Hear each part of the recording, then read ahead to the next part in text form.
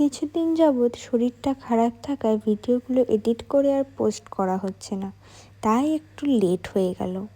সেই দিনকে আমি যাচ্ছিলাম ব্যারাকপুরে আবারও একটা হেয়ার মডেলের কাজে। আজকে আমি মেয়েকে আমার মায়ের কাছে মানে আমার বাপের বাড়িতে রেখে যাচ্ছিলাম, কারণ আমার শ্বশুরবাড়িতে সেদিনকে দেখার মতো কেউ ছিল না।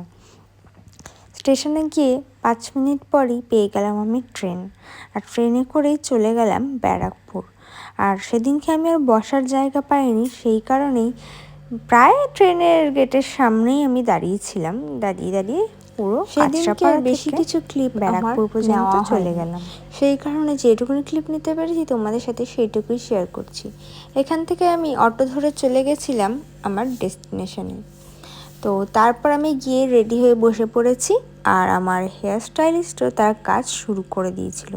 সেদিনকে খুবই সিম্পল একটা হেয়ার ছিল আর খুবই তাড়াতাড়ি কাজ শেষ হয়ে গেছিলো। এইটা হলো তার ফাইনাল লুক। তোমরা দেখে অবশ্যই জানিও কেমন হয়েছে আর কেমন লাগছে আমায়।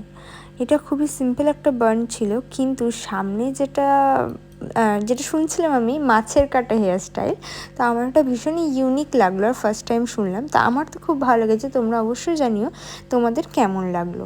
দেন আমার কাজ শেষ হয়ে যাওয়ার পর আমি চুলটা ভালো করে আঁচড়ে নিয়ে বেরিয়ে পড়লাম বাড়ির উদ্দেশ্যে। আমি সেদিনকে আর টোটোতে করে স্টেশন পর্যন্ত আসিনি, আমি সেদিনকে হেঁটেই চলে এসেছি, কারণ আমার তাড়াতাড়ি হয়ে গেছিলো আর অনেকটা টাইম ছিল। সেই কারণে আমি হেঁটে হেঁটেই চলে গেছিলাম স্টেশন পর্যন্ত, কারণ স্টেশনটা খুব কাছেই ছিল। যাওয়ার সময় তাড়াতাড়ির জন্য চলে যেতাম, কিন্তু বাড়ি ফেরার টাইমে হেঁটে হেঁটেই গেলাম। স্টেশনে যেতে যেতেই পেয়ে গেলাম সঙ্গে সঙ্গে ট্রেন। সেদিন কপাল করে ভিড় ট্রেনেও বসার জায়গা পেয়ে গেছিলাম, সেজন্য বেশি কষ্ট হয়নি, কারণ অনেকটা হেঁটেও তো এসেছিলাম।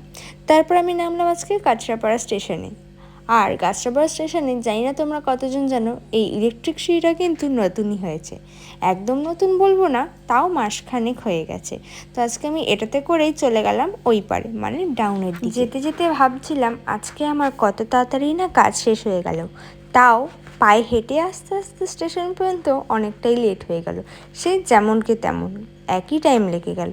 তারপর আমি স্টেশন থেকে নেমে সঙ্গে সঙ্গে অটোও পেয়ে গেছিলাম। সেদিনকে না খুব তাড়াতাড়ি সবগুলো মানে ট্রেন অটো সব তাড়াতাড়ি পেয়ে যাচ্ছিলাম, সেই জন্য আমার অতটাও লেট হয়নি। তো এখানে অটোতে প্যাসেঞ্জার হবে, তারপর ছাড়বে, তাই বসে আছি। তারপর অটো থেকে নেমে এবার তো আমাকে হেঁটেই বাড়ি পর্যন্ত যেতে হবে। তো এখানে যেহেতু আমি বাপের বাড়িতে গেছিলাম মেয়েকে রেখে, তাই আগে আমি বাপের বাড়িতেই ঢুকলাম। গিয়ে দেখি সবাই সেই সময় ঘুমোচ্ছে, কারণ যেহেতু দুপুরবেলা। ঘরে ঢুকে দেখছি মা আমার মেয়েকে নিয়ে ঘুমোচ্ছে।